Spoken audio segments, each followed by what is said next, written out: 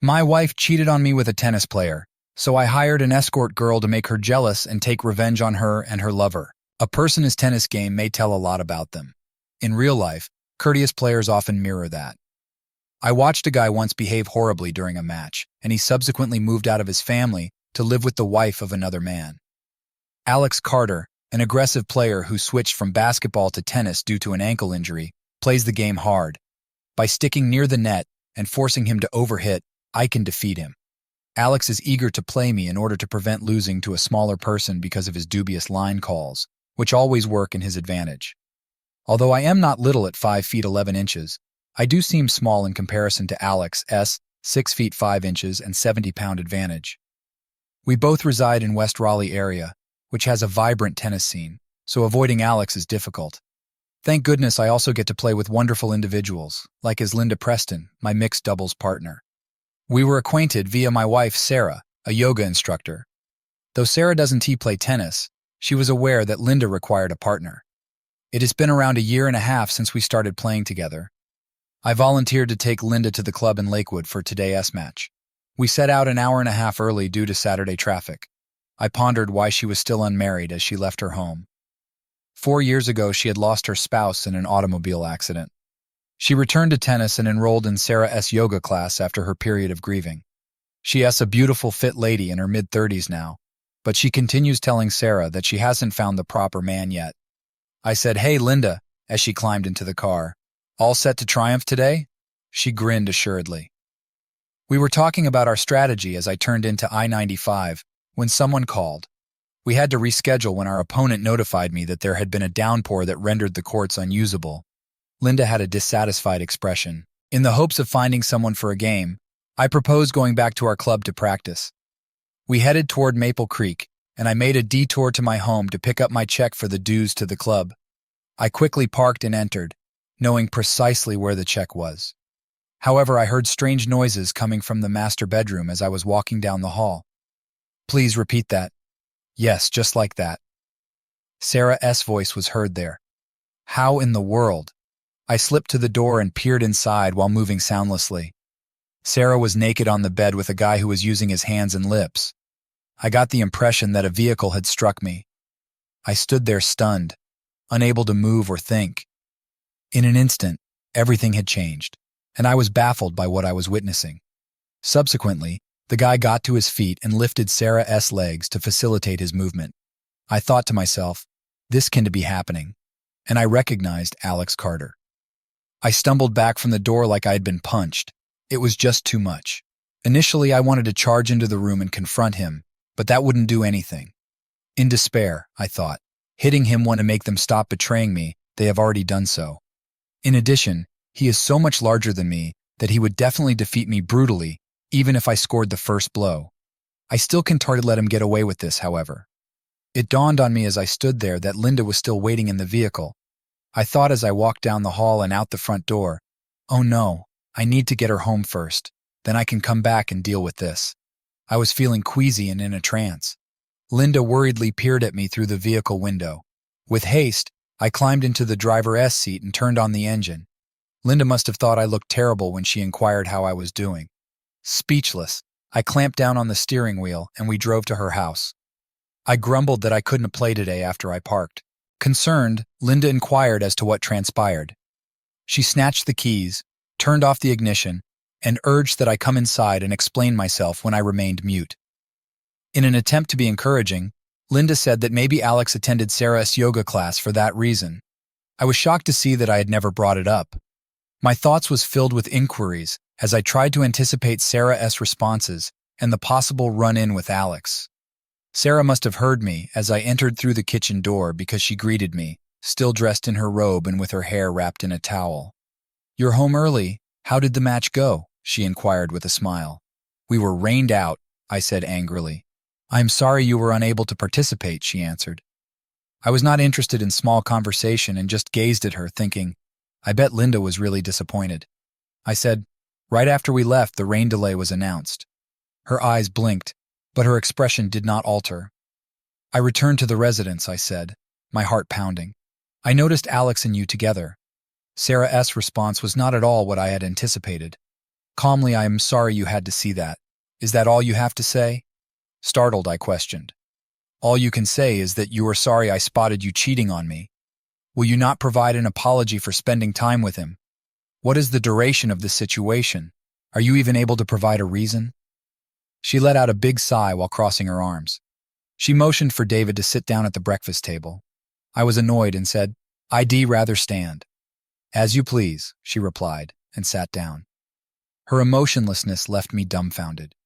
"We were going to inform you shortly anyway, David. This only expedites the process. I am going to leave you. I am moving in with Alex as we are in love. As soon as the divorce is official, we will tie the knot." I decided to take a seat. I did not want to take the chance of passing out before answering. "Wait here," she hurriedly whispered, turning back to face our bedroom. She came back a few seconds later and slid a stack of papers over the table to me. She said, "This doesn't have to be mean. I'm not looking for alimony from you.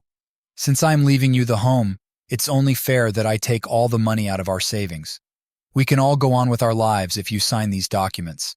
But this agreement is better than what you would receive in court." Upon examining the pile of documents, I discerned that it was a petition for divorce. "Have you had legal counsel yet?" Startled, I questioned. "What about our union? The past 8 years that we were together, what happened to them?" "David, I apologize. This simply occurred. It wasn't anything I planned. You must acknowledge it for what it is." "Take it?" I cried out. "Acknowledge that my spouse is sharing our bed with that thug Alex Carter? Recognize that our marriage is ending abruptly?" She stood up. "David, I am disappointed." She turned and headed back to the bedroom, saying, "I thought you would handle this more maturely." I sat at the table and looked over the divorce papers, trying to make sense of what was going on. I would have responded that I loved my wife, and that our marriage was happy if someone had asked me this morning. I am learning now that she is moving on to another guy. It really is shocking. I heard bits of speech and the beep of a mobile phone in the silence. He observed us. "About your expectations, that would be great." She returned clothed with a beauty kit and an overnight bag in tow. "I'm not staying here tonight because you have pushed the issue. Alex is on her way to get me. We'll return on Thursday to pick up the remainder of my belongings while you were at work." "You were simply walking off like this then?" She said. "This is how it has to be," I answered, feeling resentful. "Fine. How can I inform our friends?" She let out a sigh. "Alex, David, and I won't go into hiding since we haven't done anything illegal. We'll continue with our social events. In fact, tomorrow night at the Maple Creek event, we most likely will be there. Everyone will eventually find out, so there's no need to tell them anything." It was then that I heard the beep of a horn outside. Sarah peered out the glass. "Alex is present," she said. She turned to face me again before shutting the door and said, "I am leaving now. Just sign the papers, David." She then said, "The sooner you do, the better it will be for everyone." I responded right away when my mobile phone started ringing, even though I guess I was expecting to hear Sarah's voice. It was Linda who called. "David, how are you doing?" she inquired. "Not too well," was my response. She moved on from me. "I am aware," she said. "Are you aware?" Startled, I questioned. "How did you discover this?" She apologized to David, seeming agitated. "At the clubhouse, Alex has been boasting about it." "Oh, that's great," I thought. "People are already talking about it." "I hid indoors on Tuesday trying to escape reality. When did everything become problematic? Life as a married person seems simple. Sarah started teaching yoga, and I found an excellent job in Raleigh. We saved for a few years before purchasing a home in Maple Creek. I believed that we were content. Sarah developed a successful yoga studio, and I was promoted. We forged friendships and decided to have children. Our personal life had decreased in pace, which I ascribed to our hectic schedules. But as I looked back, I saw that the last 9 months had seen a significant slowdown in events. Sarah seemed aloof, but I was blind to it. I updated my will by calling my lawyer's office on Wednesday. Sarah gave me the paperwork, which were examined by my lawyer and old classmate, Robert, at the office.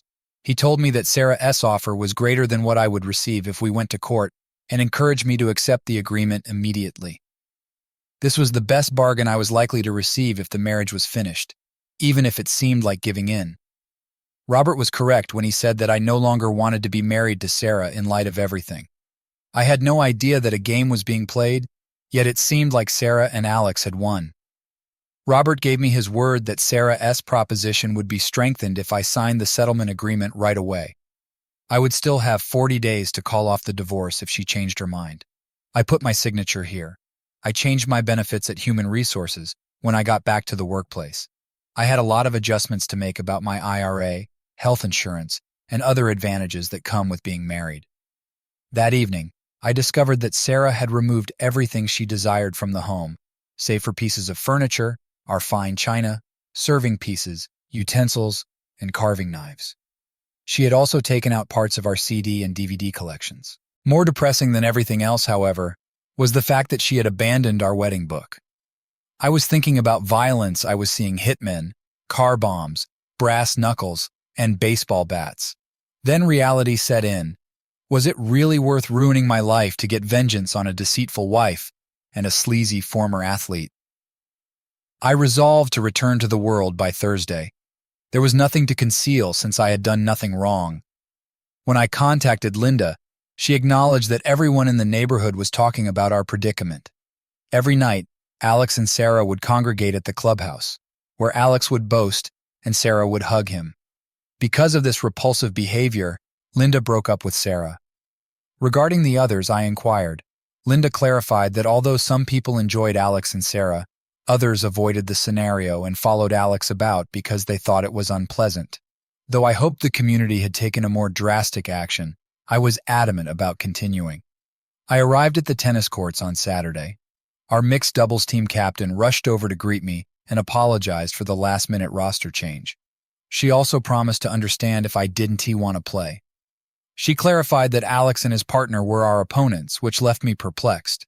That was the last thing I wanted, I thought to myself. Linda came over, white face going to powder. I declined her suggestion to forfeit and play someone else the next week, preferring to play Alex right away. Though Linda seemed worried, I reassured Anna that we were prepared to play. The game was a complete flop. I gave the worst performance I had in years, and my dissatisfaction was evident in Linda's struggles. Alex was quite good. He taunted me the whole game and made some very good shots. I became enraged when he made remarks about my poor shooting and made fun of my wife. There was a throng for the match, and I saw Sarah at the fence. She winced at a few of Alex's comments, but she avoided looking at me. I gave a sloppy second serve once, and Alex whacked it right at Linda, striking her shoulder. I hurried over to face him, but Linda intervened, telling me it was all part of the game. Frustrated and dejected, I scowled at Alex as he pretended to fix his shoelace. The final result was a humbling 7-27-2. I strolled to the net to shake hands, gritting my teeth. While apologizing for his actions, Alex's companion added, "That was fun," ignoring the handshake. "Next time you were up for a pounding, let's do it again." He kissed Sarah over the fence. Sensing my fury, Linda grasped my arm immediately. "David, he's attempting to incite you. Keep him from getting to you." I made a self-promise to stop putting up with their actions and to start formulating a strategy. It was difficult to use my old tennis coach's instruction, which I recalled while laying on the bed, play to your opponent's weakness. I thought of a potential fix for work the next morning. I reasoned that even if it ends up costing a lot, it would be worthwhile. I contacted Tom, our best salesperson, about mid-morning and asked him to lunch. I questioned him about his experience with an escort service for private affairs. At first, he appeared perplexed and informed me that it was against corporate policy. I made it clear that this was a personal matter rather than related to business. Tom's face lit up with understanding. He warned that the high-end service he recommended would be pricey, but it is well known in the city for serving high rollers with premium prices and services. I asked for specifics and reassured him that I could manage the money. Tom gave me all the knowledge I needed over hamburgers and beverages. A manly voice answered the phone at the number Tom had given. "Hi, how may I be of service to you?" "I would want to talk to Mr. George Hamilton," I responded, doing as I was told. "Hamilton is this," was the reply. "How may I assist you?" "I'm trying to find something on the Ivy Press," I said. "Please tell me your name," Mr. Hamilton inquired. I thought about adopting a false identity, but Tom had made it very plain that I had to use my own identity. He said, "They are always wary about the Vice Squad." I told Mr. Hamilton my true identity because, as he put it, they take extra measures to ensure you are not an undercover cop trying to set them up. Are you making this call from work? Mr. Hamilton made a query. Yes, I said. But this isn't about my business, it's a personal matter. Sir, I fully understand. Could you tell me your workplace's switchboard number? He inquired. Yes, I said. But wouldn't it be preferable to have my personal phone number? No, he said. I'll ask for you when I call the main number, which helps confirm your identity. That strikes me as being rather clever. He'll know he's getting through to a legitimate business and not a police station by dialing the main number. It will verify that I work there if the operator switches his call to me. Although it is not infallible, this approach is sound. When I gave him the main switchboard number, he immediately hung up. My phone rang a few minutes later, and I answered it thanks to the operator. Mr. Hamilton was the one. Then he asked for my mobile number. He said, "This will allow us to reach you outside of business hours if needed. Now that we have sorted out the identification, please let me know how we can assist you," he said, taking my number in the process. For the next 5 weeks or so, I need a very special companion who can be available on multiple occasions, I said. The voice said, "Well, that's a little odd. We don't usually schedule services for this far in advance." He gave me a price that surprised me, "But we may be able to accommodate you." I forcefully gulped. "It's okay, Mr. Hamilton." "All right. Are there any special needs you have in mind?" he inquired. "Yes," I replied.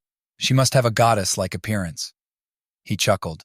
"I think we can find someone who meets your expectations, sir." "Beauty is subjective." He went on, "Do you have a pen handy?" He provided me the internet URL once I verified that I had. The URL started with HTTPS, which, as I saw, indicates a secure connection. When I wrote it down, he gave me a numerical password, and in a comical way, told me to use Simone de Beauvoir as the username. Remember, sir, that when you make your choice, the password and username will change. This is to guarantee our security as well as yours. When choosing a partner and setting up a session, the person informed me that my credit card will be billed when I confirmed. Additionally typical was a 30 gratuity.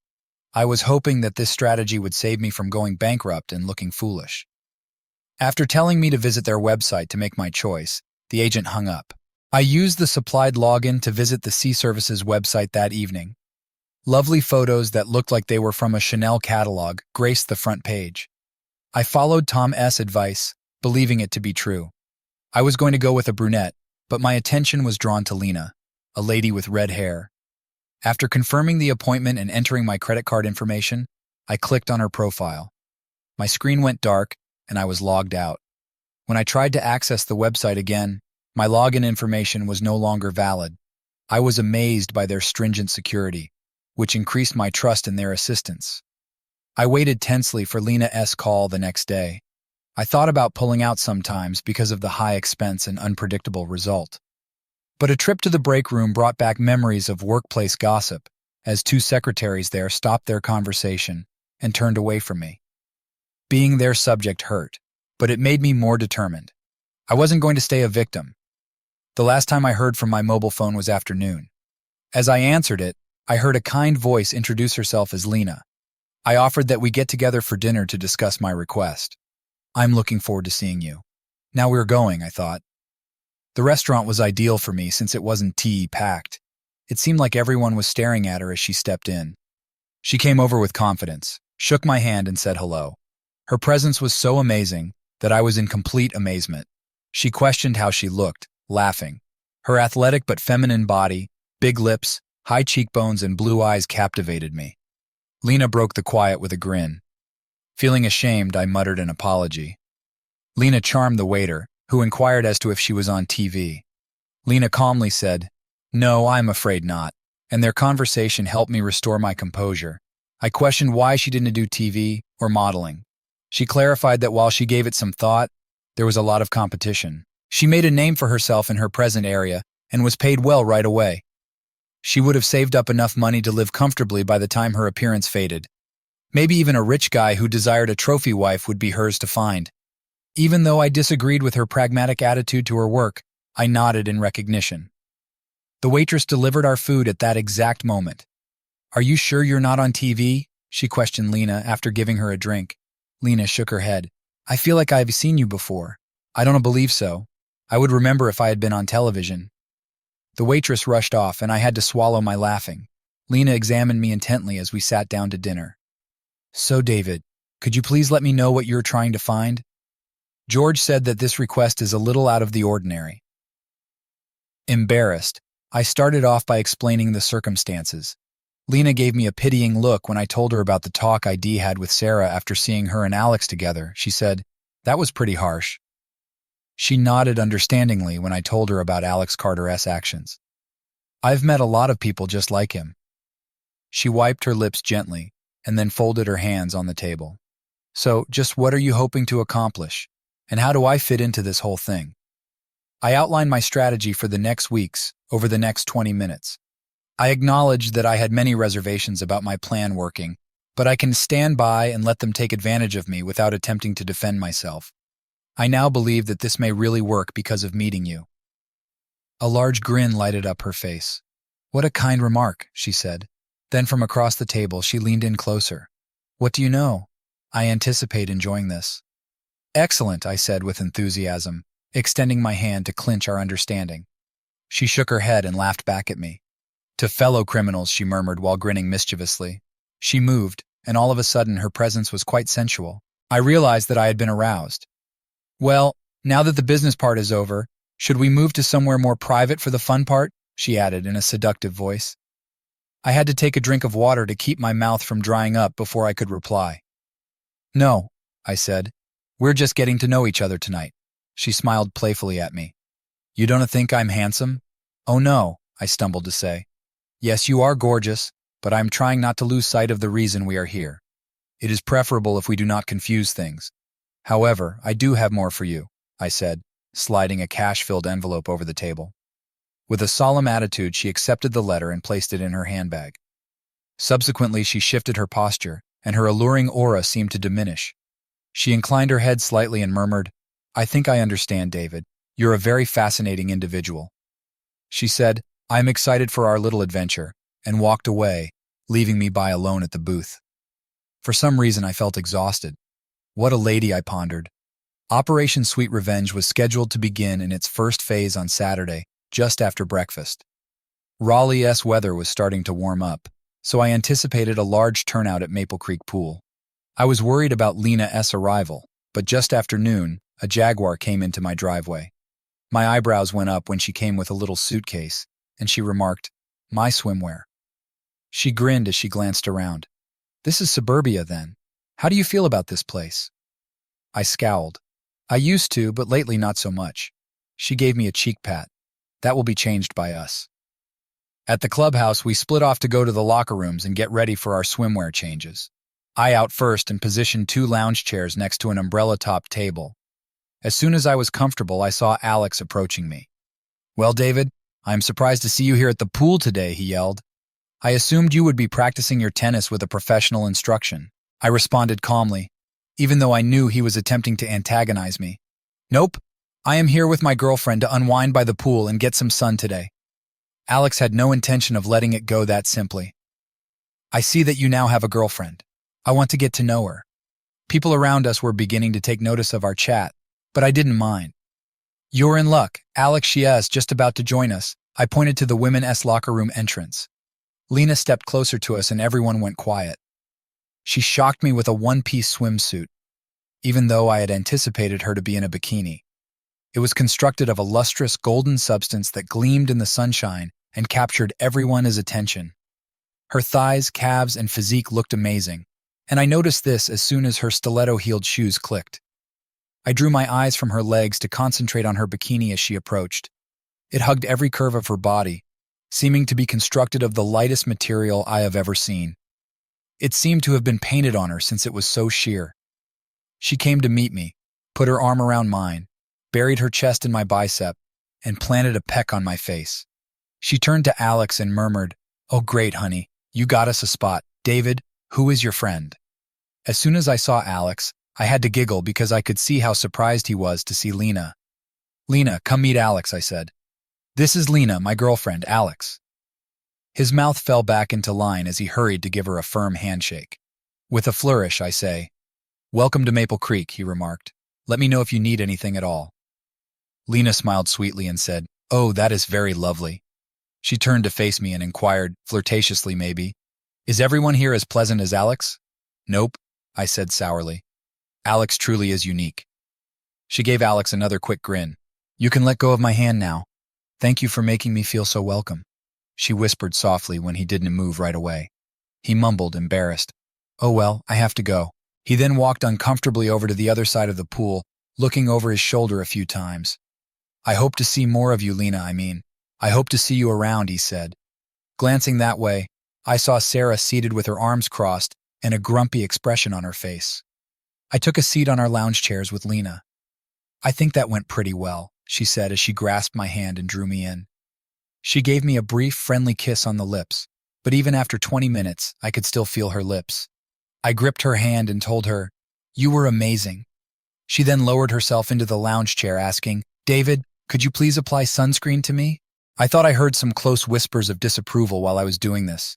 It seemed like everyone at the pool made it a point to stop over and have a look at my new girlfriend throughout the course of the next several hours. All the boys from my tennis team came over, I am sure, and I made sure to tell Lena about them. She spoke with everyone as if she was already acquainted with them, taking each introduction in stride. I leaned over and said, "You ought to have gone into politics at one point." "In my job, I'm just one step away," she said with a smile and a wink. I chuckled a lot. Lena moved in closer to me as the chaos subsided and said, "Which one is she?" she inquired. I recognized her right away and gestured to Sarah across the swimming pool. "Fantastic," she said. "Leave this to me." With a rhythmic click, she put on her high-heeled mules and walked up to Sarah. She leaned forward, kicked off her shoes, and dove gracefully into the shallow end. She raised her head, dipped it, and then flipped it back, causing her hair to shower in a lovely pattern. I was enthralled. Although in advertising, I had never seen the maneuver in real. It was astounding. Lena hauled herself out of the water and onto the deck in one smooth stroke. She threw her hair back, exposing her cleavage, as she stood there with water streaming down her body. I watched in amazement as she put her mules back on and became 3 inches taller before turning to face me. With hesitation, I turned my look from Lena to Sarah, who was giving me a furious glare.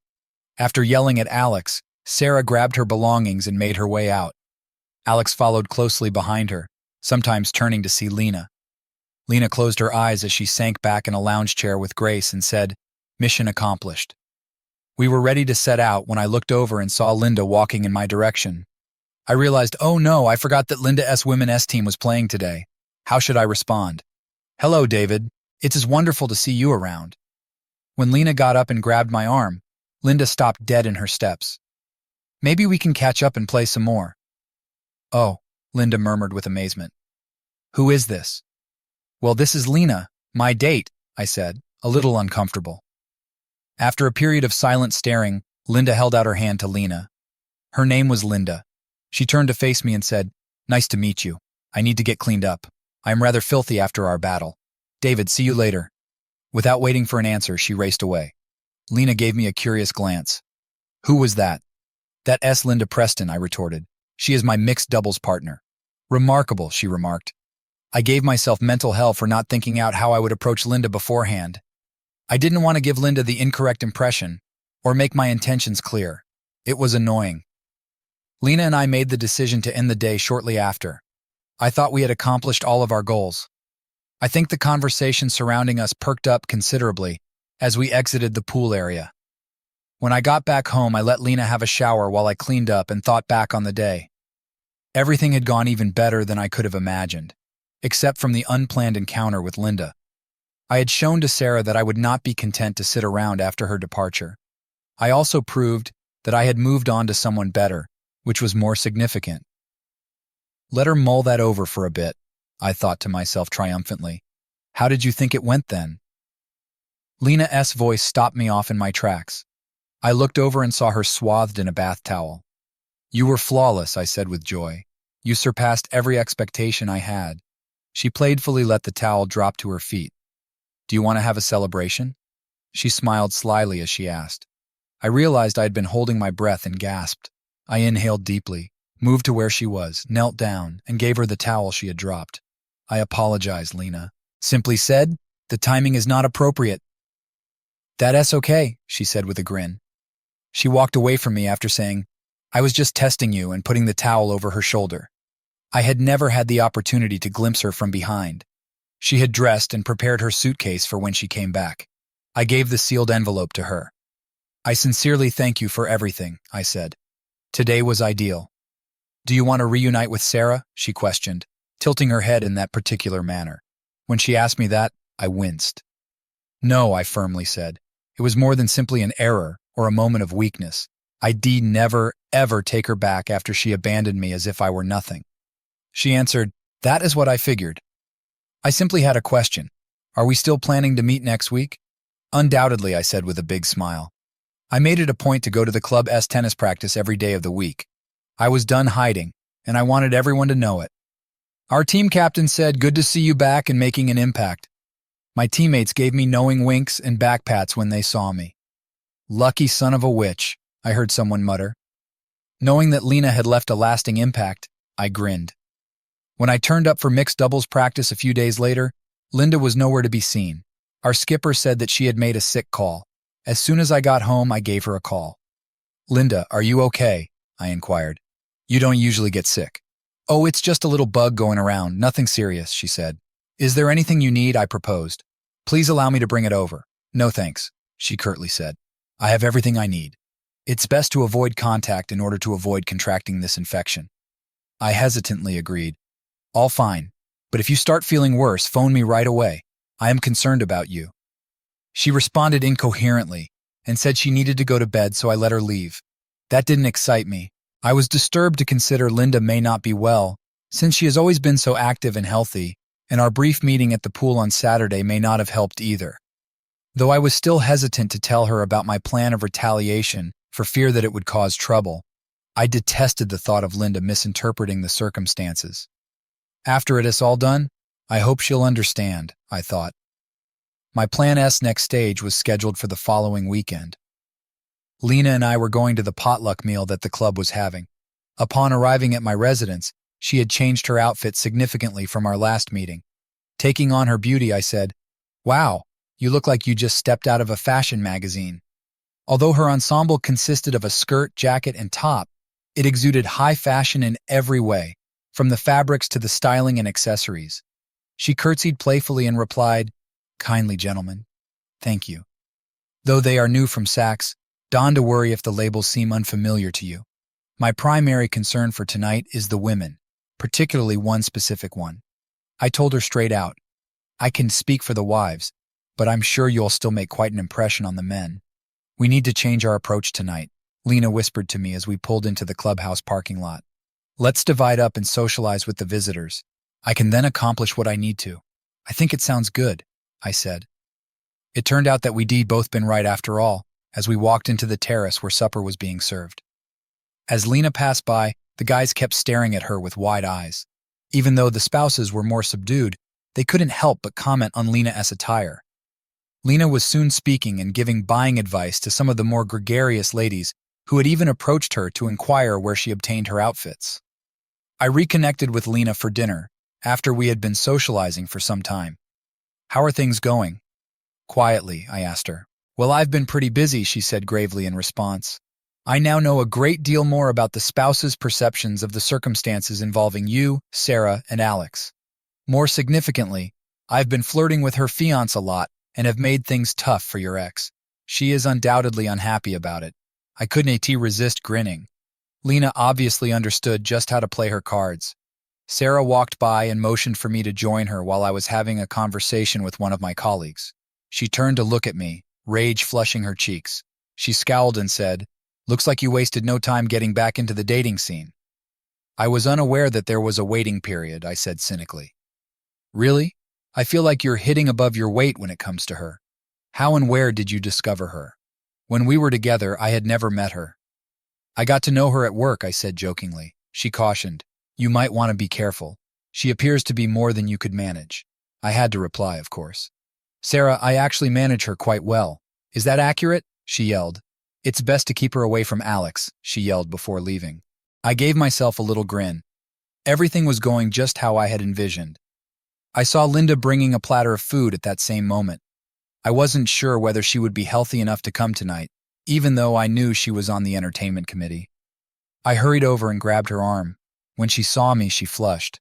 I told her, "I'm so happy to see you feeling better. You ought to have given me a call to let me know you would be in tonight." "David, I didn't know till the very last minute. In addition, I didn't want to disturb you since I assumed you would be with your new girlfriend." Lena passed by at that very time, laughing and speaking with one of my coworkers. Evidently displeased, Linda said, "Looks like I was right." I grabbed her arm and stopped her as she started to walk away. "Linda, hold on. We must talk about our next game." There was a pause, and then she appeared to decide. "Actually, David, I have chosen to give up mixed doubles and concentrate only on the women's team, since I have been really busy recently." It surprised me. I said, "You can do that, Linda. Who is going to be my next partner?" After Linda walked by me, I looked over to see Lena standing close by. "David, you'll find someone," Linda assured him. She said, "Now let me go. I need to get this food out," as soon as I gave her the get-ahead. Lena grabbed my hand and led the way to a table that was unoccupied.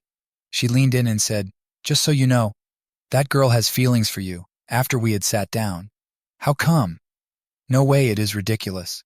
She is only my companion in tennis," Lena went on, ignoring my denial. "She was in Sarah's yoga class, and if I'm not mistaken, you might have some feelings for her as well." "I don't," I countered. "You are entirely mistaken in that regard. She is only a wonderful buddy." "Perhaps," she said, obviously unsure. "Anyway, let's go. I think we've accomplished enough for tonight." I asked Lena to tell me what had transpired with Sarah and Alex when I got back to my place. She smiled smugly at me. I walked over to the food area and spoke a few kind things about it. It was obvious that Sarah didn't enjoy having me there, but she was powerless to change it. Subsequently, I praised her attire, compelling her to reciprocate the gesture. When I told her where I got it, I could tell that she knew the brand and how costly it had to be. Though she remained silent, her eyes were nearly glowing with jealousy. I said, "That sounds exactly like Sarah. She has a strong sense of style and takes pride in her wardrobe choices." Lena continued after that. "Sarah was invited to assist in the kitchen by another woman. Sarah had to leave me alone with Alex, even though it was her favorite thing to do." Lena imitated her movements as she stated, "As soon as she was gone, I took the opportunity to sample their dish again." Her shirt slipped off when she leaned forward a little, exposing her generous cleavage, which was sparsely supported by a flimsy bra. Then she scooped it up with her finger, slurping it sensually, and fixed me with a look so intense I could almost feel the fire. She smiled and straightened up, obviously enjoying the impact she'd produced. Once I had Alex's attention, I really got into my flirtation mode. When I inquired if he had played basketball, he used the opportunity to boast. I stroked his chest while he was bragging, remarked on how much larger he was than you, and told him I liked big men, she laughed. I had a feeling he was going to snap at the table. "Whoa," I said. Sarah's harsh behavior was not surprising. "I try my best," she said, a little too modestly. "And I find it unbelievable that Alex believed you were making out with him," I said. She gave a mocking chuckle. "Guys like as Alex are so self-satisfied that they never question a woman's attention. Ironically, they often make the worst lovers." That made me grin without fail. It would be just for Sarah if what Lena stated turned out to be true. I gave the envelope to her. "Do you believe we are ready for the next stage?" "Without a doubt. The dance at the club will be ideal for our plans," she said as she made her way to the front entrance. "What, not a try at seduction this evening?" I smiled and asked. She smiled teasingly over her shoulder. "I wouldn't dream of it," she said, and then she gave me a quick thrill with a playful hip sway. I opened a drink and took some time to reflect on all that had happened since Lena departed. I was rather satisfied with the way the plan of retaliation was going. I knew Sarah wasn't pleased that ID moved on and met someone new so soon, particularly because my new girlfriend was much more gorgeous than Sarah had ever been. Even while it was pleasant, my worry for Linda persisted. I thought, could Lena be right? Do I really feel anything for Linda? I had liked Linda ever when Sarah initially introduced us. She had an extroverted, gregarious attitude and was elegant, athletic, and slender. However, I had always maintained a completely professional and amicable relationship with her, mostly because of Sarah. Given that Linda was still coping with her husband's passing, I assumed she felt the same way. As I thought about Lena S.'s remarks on Linda, I began to doubt their veracity. Why was Linda avoiding me if she was interested in me? And why was I so bothered by that? Why, in addition, had I declined the opportunity to be in the company of a beautiful woman? Could this be influenced by my emotions for Linda? I went to bed after giving up on attempting to solve it. I wouldn't have known what to do next, even if I knew the answers. I made the decision to remain focused and follow the strategy I'd already started. There was usually a tremendous turnout for the club's annual autumn dance. While the guys grudgingly put on sports jackets and sometimes even ties, the ladies dressed elegantly for the event. I was hoped Sarah and Alex would arrive. Lena had been told what to anticipate, so I was excited to see what she would be wearing. She showed there wearing jeans and a t-shirt, which surprised and disappointed me. Though the t-shirt clung provocatively and the pants were the tightest I'd ever seen, I had expecting something else. She must have read my reaction because she swept by and gave me a little pat on the cheek. "You didn't think I would drive over here and damage my clothing, did you? Please allow me to use your bedroom for a little while. I'll be ready shortly." I was in my sports coat and pants already, so I fidgeted in the den while she got changed. I laughed and said, "It feels like we are an old married couple." "David, can you come here?" was the voice she shouted out a few minutes later.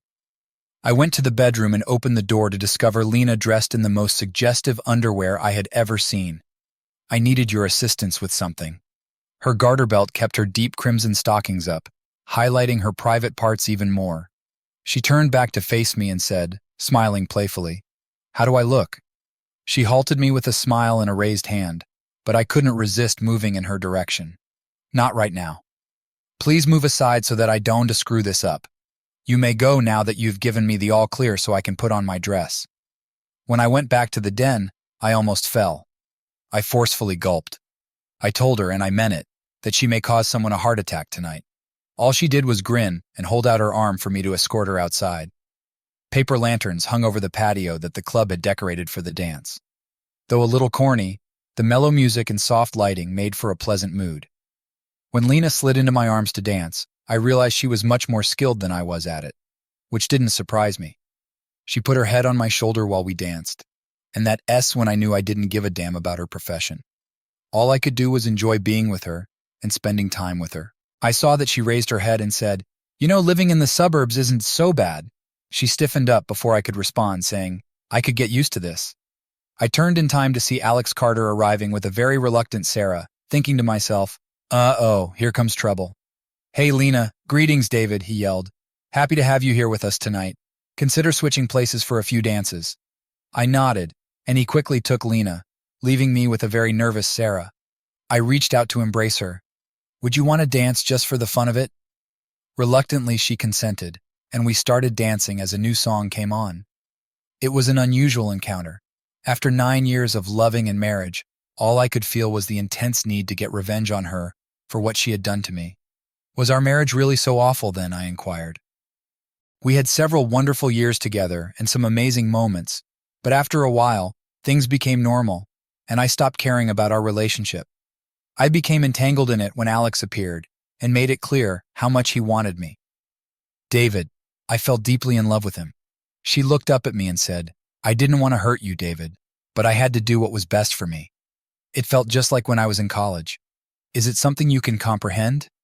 "I understand," I said angrily. "All you wanted was an upgrade. That's not my intention," she said angrily. "That's okay," I said. She cringed at the prospect of who I was now seeing, and I felt a little sense of pleasure, saying, "I've upgraded too. Everything would only become better if everything went according to plan." When I raised my head, I saw Alex and Lena approaching us hand in hand. "This is your return date, David." Alex grinned smugly. "Enjoy your evening." He then left, with Sarah attempting to follow after. I went back to dancing with Lena. How did things turn out? I said something in her ear. She sounded almost perfectly satisfied in her voice. "The bait is ready," she said. "He thinks I have feelings for him. After everyone has left, we'll meet up in the clubhouse. He'll find an excuse to get away from Sarah. I am a little anxious about it." I informed her that the time had to be ideal. "Leave that to me." She continued, "Women are experts at these things," and I shuddered as she licked my ear. I noted that the gathering was rapidly becoming smaller as the night went on. Lena must have seen that I was looking around the room. "I apologize, David," she replied. It appears Linda was not present tonight. Am I really that clear? I inquired. Familiar to a glass window, she grinned. Upon returning to my residence, I took out an envelope and gave it to Lena. She accepted it reluctantly, but I said, I might not get a chance to give this to you later, so I wanted to make sure you got it. She looked at me for a time, then her expression altered. The self-assured seductress was gone, to be replaced by a real woman who was nonetheless quite attractive. I've never had a job as strange as this one, and you're unlike any client I've worked with, she said. I flushed. It has been a little frustrating at times, but I've really enjoyed it. I got hold of her hands. I continued. I knew I needed someone special when I started this revenge plan, but I never imagined finding someone like you. I will never forget you. I suddenly leaned in to give her a kiss. She hovered for a few seconds, then swiftly moved away. She glanced at her wristwatch and remarked, It's almost time, blinking quickly. I need to avoid smudging my lipstick. We must go now. After that, she said, Give me exactly 20 minutes, got in her vehicle, and drove away. I took a time to think before I decided. I hoped I wasn't messing things up, but I had to take the risk even though Lena and I hadn't discussed this. I took out my mobile phone. She must have instantly recognized my phone number. David, what's up with your late call? I need a tremendous favor, Linda. Do not ask questions, please. Simply meet me in 20 minutes at the clubhouse. David, what's going on? What is the matter here? I begged Linda, please. At this moment, I am unable to explain. Please arrive in 20 minutes and have faith in me. I apologize, but I have to leave. I hung up. I pondered if she would arrive as I made my way to the clubhouse. I just had one opportunity, and it was a long shot. There were 2 automobiles in the parking lot when I arrived. I got out my phone and tried again to call. Alex? Sarah's irate voice rang out over the phone. How are you doing? It's not you, Alex, I said. David is here. David, why are you phoning at this hour and what do you want? She yelled. I am phoning to inform you of Alex's whereabouts. He is with Lena. How come? She cried out. Where? In what location are they? I said, listen. I hung up the phone after saying, just get to the clubhouse as quickly as you can. Sarah must have bolted since I soon spotted her running through someone's property, even though her home was just a few streets away from the clubhouse. She didn't make it to the clubhouse because I caught her. Where is he now? She yelled in protest. I grabbed her wrist and muttered, shh. I walked her to the unlocked clubhouse entrance and said, we need to be quiet to catch them. We went inside discreetly. We heard conversations and the sound of rustling garments as soon as we entered the lounge. When Sarah realized what was going on, her eyes became wide. I put my hand over her lips to stop her talking and gestured to the wall-mounted light switch. She gave a nod, and we approached it cautiously. As soon as I flicked the switch, the room brightened up. Shaken, Alex attempted to stand but stumbled on his trousers, which were around his knees. After falling and struggling to get up, he frantically pulled his trousers up. Lena sprang up from where she had been sleeping on the sofa. She hastily put her bra back on and threw her garment over the couch. She made it obvious what had been happening as she stood there in nothing but her provocative underwear. Sarah started to shout at Alex, so I had to hold her back. You prick! How could you subject me to this? It is intended that we become married. As Sarah lost her temper, Lena hid behind Alex by clinging to his arm. With his trousers back on, Alex felt confident once again. With a bold gaze in my direction, he turned to face Lena and said, So, what do you want to do now, sweetheart? Lena hugged him firmly, and he put his arm over her in a protective manner as she said in a gentle, innocent voice, Oh, Alex, I just want to be with you. Then he faced us one again. He spoke to me first, even though Sarah was upset. Alex said, Looks like you've lost another woman, David. While I remained mute, Sarah yelled, Alex, what about us? How about us? Alex turned to face her. Sarah, while our run was enjoyable, it wasn't meant to endure. I am giving my entire attention to this new person I found, he said, turning back to Lena and then back to Sarah.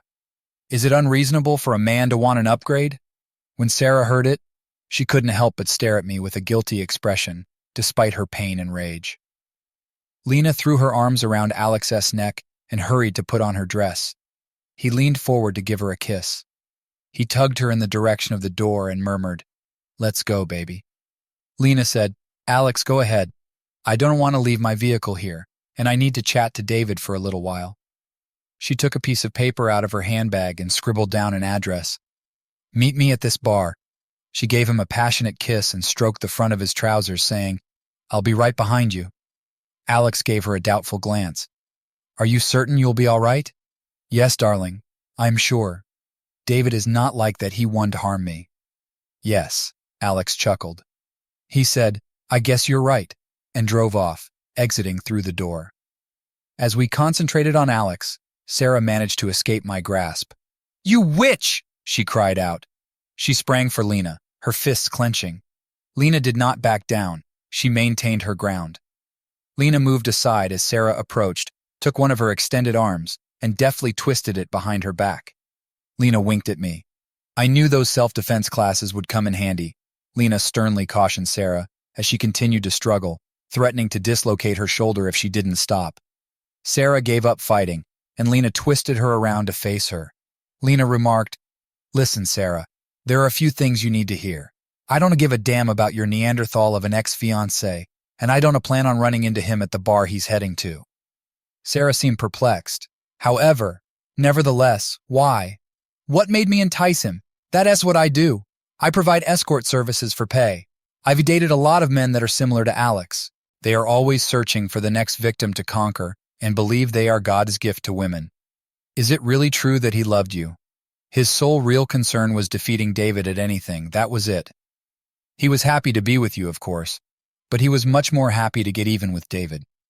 I was recruited by David to exact some retribution on Alex and to demonstrate to you what it is like to be betrayed by someone you love. Yes, it does hurt." Sarah let out a cry and came towards me. But before I could react, Linda showed there and threw Sarah off balance. With an uncomfortable fall, Sarah hit the floor. Linda tightened her hands and loomed over her. "Sarah, you are worthy of it." Sarah simply laid there crying. "After what you did to David, you deserve a lot more." Her emotions seemed to be more wounded than her physical self. With tears flowing down her cheeks, Linda turned to face me. "Is this accurate?" she inquired. "Is she really not your partner?" "No," I firmly said. "She was just a cog in the machine we used to get vengeance on Alex and Sarah, not a thing more." "But she's really beautiful," Linda said. "She is someone I could never compete with." Lena approached Linda and rested her hands on her shoulders. "Oh, you miserable creature. It was me who was out of the running. He was continually thinking about you." Linda took another look at me. "Does it imply you've never even—" Lena leaped back in. "No, Linda, that never happened. I tried, I really did, but I could never get him to think about me for long enough to be with me." Linda glanced at me, her eyes brimming with passion despite her silence. Lena gave us both a quick smile. "I believe it is time for me to go. I've worked at harder jobs before, but this one has truly worn me out." That S when Sarah sprang from the ground. "How about me? Now where should I go? After everything, I can go back to Alex's apartment." Linda gave her some thought. "You can spend the night at my house tonight, but I'm not sure what you'll do tomorrow," she said. "I am going home with David," and she kissed me fiercely. I grasped her hand and held on, but then I went back to Lena because I was bothered by something. "How about Alex? You sent him where?" She chuckled. "I sent him to a known homosexual club." Her grin vanished and she gave me a serious look. "I wonder how long it will take him to figure out I'm not showing up," she said. "David, good luck." She leaned down and gave me a gentle kiss, saying, "You are a special guy, and I wanted to forget you." Linda's hold on. My hand became more firm. Subsequently, Lena faced Linda, her expression intensifying. "You have to treat him properly, don't you?" Her ferocious expression softened into what I later recognized was grief. "If I hear you having tea, I'll come back, and I won't take no for an answer." She lightly caressed my face, but I doubt I'll be that fortunate the next time. She took something out of her handbag and put it in my hand. She turned and went out, saying goodbye and swinging her hips elegantly. I saw 3 unopened packages in my palm.